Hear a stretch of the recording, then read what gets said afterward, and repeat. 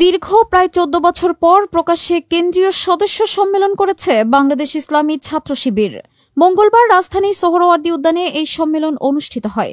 এতে সারা দেশ থেকে ছাত্র শিবিরের সদস্য পর্যায়ের জনশক্তি সরাসরি অংশ নেয়। এই সম্মেলনে অতিথি হিসেবে উপস্থিত ছিলেন ছাত্র শিবিরের সাবেক নেতৃবৃন্দ ও জামায়াত ইসলামের আমির ডাক্তার শফিকুর রহমান। সেখানে আমন্ত্রিত ছিলেন গণমাধ্যম কর্মীরা। পেশাগত দায়িত্ব পালনে অন্য সাংবাদিকদের মতো সেখানে সংবাদ সংগ্রহে যান বেসরকারি টেলিভিশনে কর্মরত ফেরদাউস উষা নামের এক সাংবাদিক। ছাত্র শিবিরের সম্মেলন প্রথমবার কভার করতে গিয়ে তার ভিন্ন অভিজ্ঞতা হয়েছে। সেই অভিজ্ঞতা তুলে ধরে নিজের ফেসবুক আইডিতে একটি লম্বা স্ট্যাটাস দিয়েছেন। পোস্টটি দেওয়ার পরপরই তার লেখার স্ক্রিনশটটি সামাজিক যোগাযোগ মাধ্যমে ছড়িয়ে পড়লে দ্রুত ভাইরাল হয়ে যায়। নারী সাংবাদিক ফেরদাউস উষা লেখেন, দীর্ঘ ১.৫ দশক পর প্রকাশ্যে সদস্য সম্মেলন করছে বাংলাদেশ ইসলামী ছাত্র শিবির। রাজধানীর সোহরাওয়ার্দী উদ্যানে ৭,০০০-এরও বেশি সদস্য নিয়ে এই সম্মেলন শুরু হয়। গণমাধ্যমে কাজ করার সুবাদে বড় রাজনৈতিক দলগুলোর সম্মেলন কাভারেজ করতে হয়েছে। তবে এ সম্মেলনে ভিন্ন অভিজ্ঞতা হয়েছে। নারী হিসেবে যথেষ্ট সম্মান ও নিরাপত্তা বোধ করেছি। সংগঠনটি বেশ সুশৃঙ্খল।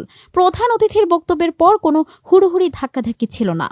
প্রসঙ্গত, এদিন সদস্য সম্মেলনে বাংলাদেশ ইসলামী ছাত্র শিবিরের ২০২৫ মেয়াদে কেন্দ্রীয় সভাপতি নির্বাচিত হন জাহিদুল ইসলাম এবং সেক্রেটারি জেনারেল মনোনীত হন নুরুল ইসলাম সাদ্দাম। সারা দেশের শিবির সদস্যরা অনলাইনে ভোট দিয়ে নতুন সভাপতি ও সেক্রেটারি জেনারেল নির্বাচিত করেছেন। মঙ্গলবার বিকালে রাজধানীর সোহরাওয়ার্দী উদ্যানে ছাত্র শিবিরের সাবেক কেন্দ্রীয় সভাপতি মতিউর রহমান আকন্দ শিবিরের কেন্দ্রীয় সদস্য সম্মেলনের সমাপনী সেশনে নবনির্বাচিত কেন্দ্রীয় সভাপতির নাম ঘোষণা করেন। এরপর সভাপতিকে শপথ বাক্য পাঠ করান ছাত্র শিবিরের প্রধান নির্বাচন কমিশনার। অনুষ্ঠান সঞ্চালনা করেন শিবিরের সহকারী নির্বাচন কমিশনার ও সাবেক কেন্দ্রীয় সভাপতি সেলিম উদ্দিন।